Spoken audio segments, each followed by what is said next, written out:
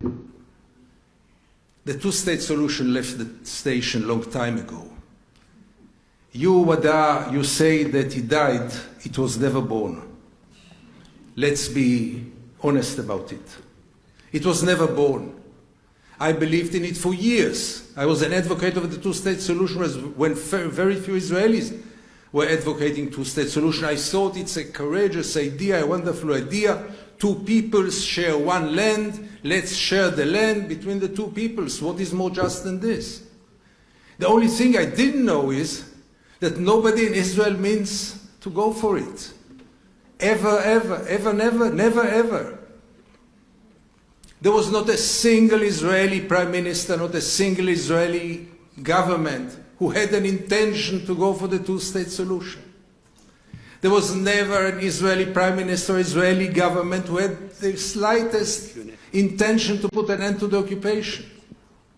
They had all kinds of tricks to gain time, to strengthen the occupation, to strengthen the settlements.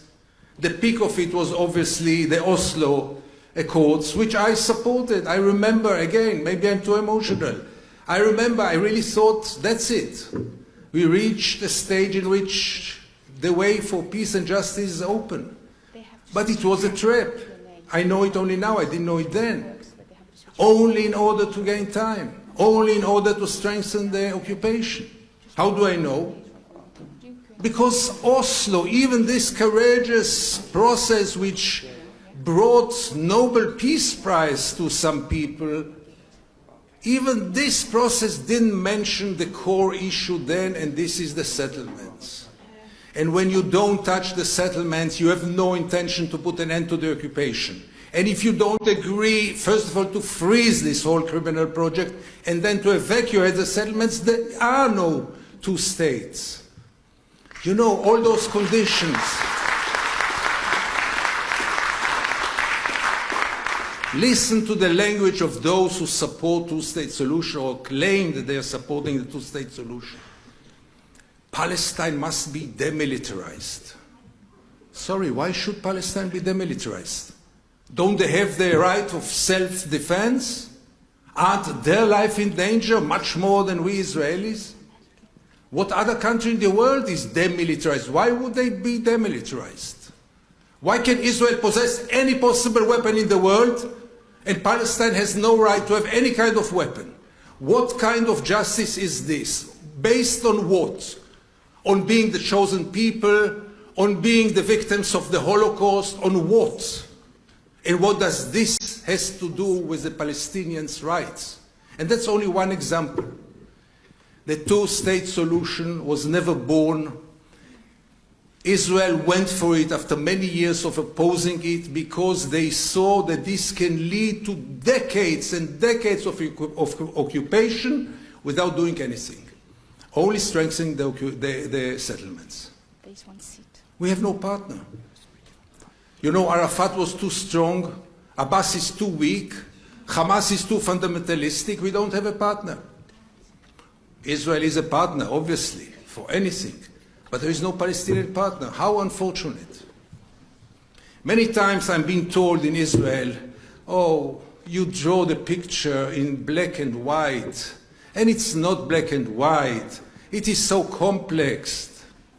My friends, it is black and white. And those who say that it's complex don't want to see the truth.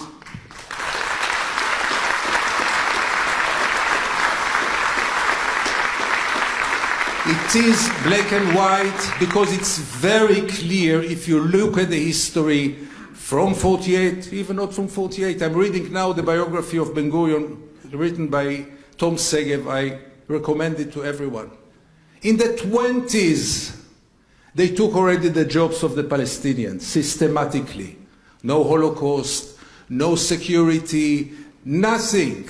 In the 20s, systematically, they conquer, first of all, their jobs, then their lands. So isn't it black and white? And the two-state solution, which talked to me so much, was really reasonable, even though deep in my heart I knew that it will not solve the main problems. because the refugee problem remains unsolved. The Palestinian community within Israel remains unsolved, and many other problems remain unsolved. But you know, everyone says two-state solution, let's go for it. At least something will happen. And then came this visit to South Africa. And I saw that the unthinkable can happen. I know that South Africa faces many challenges and many problems. But South Africa today is a more just place than 25 years ago. There is no doubt about it. And what happened in South Africa was unthinkable a few years before. I remember when people warned us, there will be a bloodbath. All the whites will be slaughtered. You don't know what will be there. How can you dream about a democratic South Africa with equality? And it happened. And it happened when nobody had foreseen it happening. Yes, they had a Mandela and we don't have a Mandela, but sitting and complaining about what we lack will lead us to nowhere. And Wada, as you rightly say, if you base your vision on what Israel will accept, then forget about anything, because Israel will not accept anything as long as Israel can not accept anything. If it depends on Israel, the status quo, which is not a status quo as you know, will remain forever. And this situation in which two peoples, one people with all the rights, the other people with no rights whatsoever, can continue forever. Why not? And then I saw the light. And I don't over-dramatize. I really saw the light. Because I thought, all of a sudden, that we have to think about the unthinkable. And when we speak about the one state, we speak first of all, and above all, about one value, maybe the most important value for this part of the world, and this is equality. This is what we lack, because there is almost no single Israeli who looks upon the Palestinians and sees them as equal human beings. Believe me, leftists and right-wingers, just scratch under the skin, and you will see they don't perceive them as equal human beings. And as long as this will continue, nothing will be solved, because there can be all kinds of deals, like Oslo, like the deal of the century, like all the peace plans in the longest peace process in history, which led to nowhere. But as long as some kind of justice will not be achieved, nothing will hold on. It's not only about morality. Any kind of settlement which will not include justice will not stay. It will break by definition. Total justice will not be achieved. Let's remember it. Total justice cannot be achieved, because any total justice will create now a new injustice. But this vision of one state with equality, which sounds now utopia, can very rapidly turn into reality.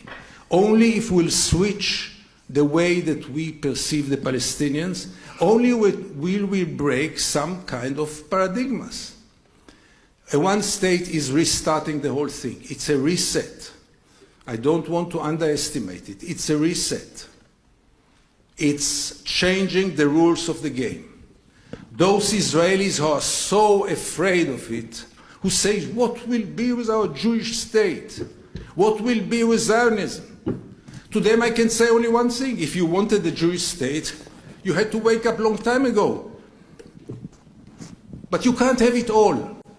You can't have occupation and democracy and claim that you are the only democracy in the Middle East and have this tyranny in your backyard and claim that you are seeking for peace and doing anything possible to prevent any kind of justice. You have to choose. And the choice of Israel was very clear. An apartheid state. This is the real choice of Israel. And now, does it say another 25 minutes? I can't see. Not right.